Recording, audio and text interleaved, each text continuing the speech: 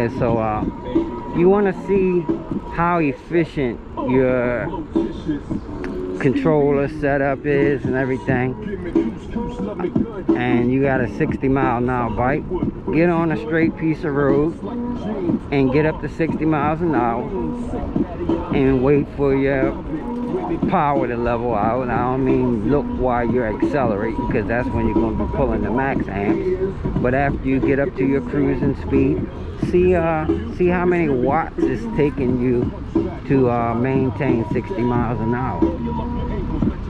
And you know, you're doing good if you're, I'd say, at least below 4,000 watts to maintain 60. I think I can maintain 60. Man, I think around 1,500, 2,000 watts once I'm rolling. But yeah, man, if it's taking you 7, 8, 9,000 watts to maintain 60, you know, either you got some efficiency issues, or if not, you could be using a mid-drive with a torque-based gearing setup. You know, if you got your rear sprocket set for torque, you're gonna have a big rear sprocket, and it's gonna take a lot of RPMs and a lot of watts to maintain high speed. So, you know, that's one of the reasons why I'm so on these direct drives, as them being a lot more efficient as far as high speed, not needing to maintain a lot of RPMs for those high speeds, man. Direct drives, man, you gotta have those motors use higher RPMs anyway, just because your motor has a little small sprocket on the front, so that thing has to be spinning some high revolutions. Takes them to do roughly, I don't know, because I'm not too haven't done so many of those, but I know they at least got to be up around 8, 9, 10,000 RPM to get that kind of speed, depending on their sprocket setup. So one thing has always been, people preferred mid-drives for torque when they didn't have a lot of power, because you could do your gearing, so it wouldn't take a lot of power to have high torque. But you can get a lot of torque with a direct drive. You just need some watts too, you know. So if you got some watts, you can have some torque and some top end. So with this 273 and some watts, I got the best of both worlds, and especially with some good field weakening. Like I told you guys, the best tip I ever gave was, you know, when I realized that field weakening wasn't drawing off the total amps that your controller is pulling. Field weakening is using its own amps. So if you have your controller set to 200 DC amps and you're maxed out with 200 amps, and you got your field weakening set to 50 amps, that's a total of 250 amps combined under full throttle. And not only that, you need that 250 amps without sagging below nominal, because if you're pulling 250 amps and you're sagging below 72 volts, your field weakening is not working. Trust me, it's not working. You just have it set to whatever you have it set to, but you're not getting any functionality out of that, man. You got that nominal voltage has to stay above 72. Field weakening requires a certain level of voltage, and it needs those amps that what you have it set to. So, like I said, if you full throttle and you sucking down the 69 volts and you max throttle, you ain't got no field weakening, man. So it is better. I know you want to turn everything up, but at that point it is better to turn your DC amps down and your field weakening down to a level which them combined when you full throttle is maintaining above 72 volts. That way you know you're not pulling too many amps more than your battery can handle. So yeah, that's why in the beginning, even though I had massive power, when I was getting up to around 85 miles an hour, I was just like stuck there. I couldn't pass 85 miles an hour, or it was very hard to do because I had no field weakening. When I was pulling 400 amps, I was sagging down to like 70 volts, and field weakening was not taking hold.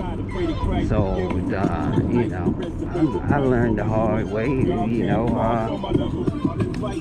But after I got my battery up to a good amount of peak with plenty of discharge, and I noticed that when it didn't sag down below 72, field weakening was taking effect, and I was getting up in the 90s, high 90s, and to the point where I got scared to even go any faster.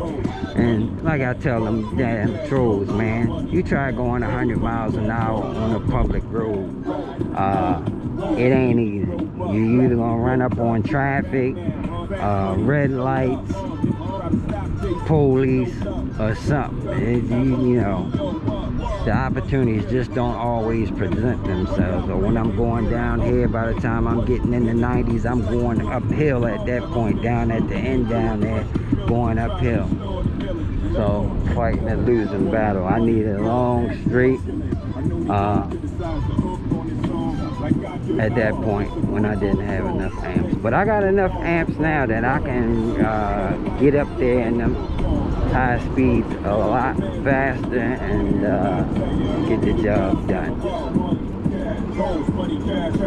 But anyway, like I said, trolls ain't got to worry about seeing it until they get till they get on the line side by side. Fuck that, I'm trying to get a race. And I'm trying to get me a money bet race. So yeah, my bike only does 60 miles an hour. There you go.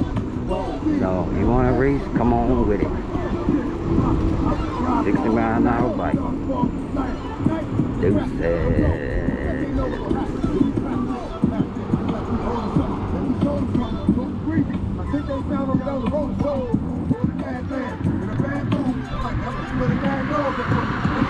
Deuces, trolls, I mean. I'm gonna keep riding, man. I'm gonna enjoy it.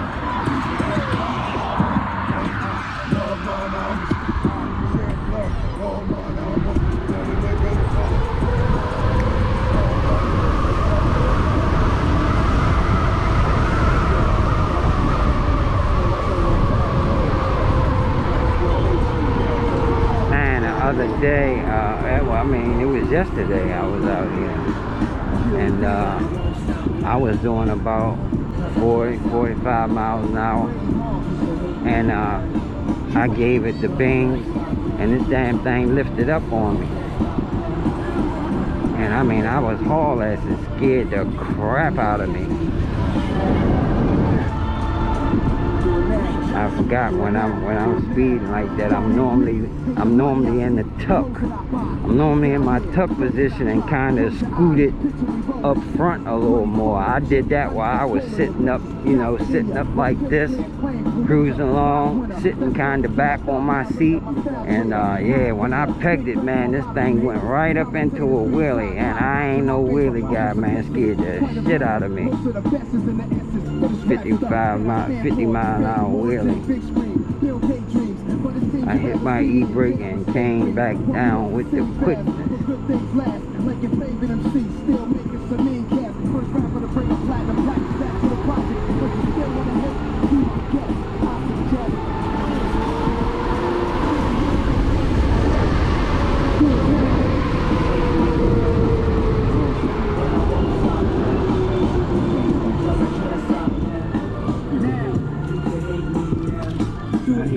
I'm gonna charge this thing. I'm gonna fully charge it tonight because I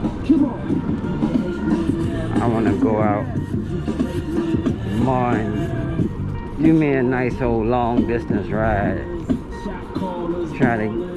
Try to determine a range test, man. And what I gotta do is full charge my bike and just keep a record, because it's no way I can just do a flat out range test all in one day, man. I'm not doing that much riding, so I'll have to do it in a couple days. Just keep a record of how far I've gone and add it all up until my battery gets down to a low voltage where it needs to be charged at.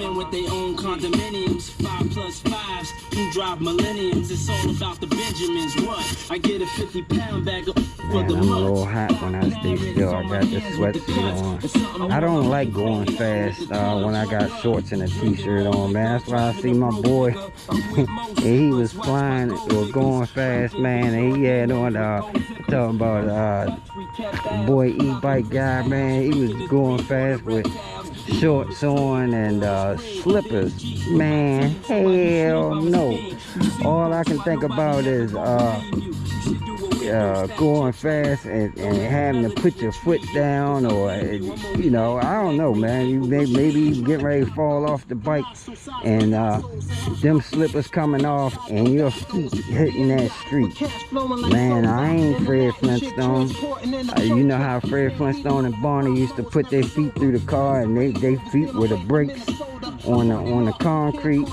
Yeah, I can see my feet hitting that street and going straight to the bone. And man, believe that, if you going 50-60 miles an hour and you go to put your foot down and your slipper comes off, or your flip-flop comes off, and your bare foot hits that asphalt, it's gonna grind your skin, fat, whatever, immediately down to the bones in your feet.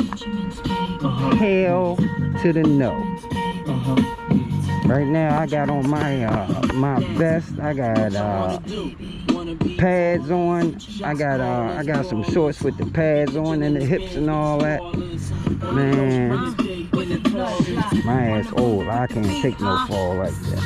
Alright, y'all, I'm going out of here. That's my little video for the day, man. I'm gonna just do some cruising now. Y'all take it easy, take care. Chriscrossingwires, we out of here. Crooked Finger Productions, deuces.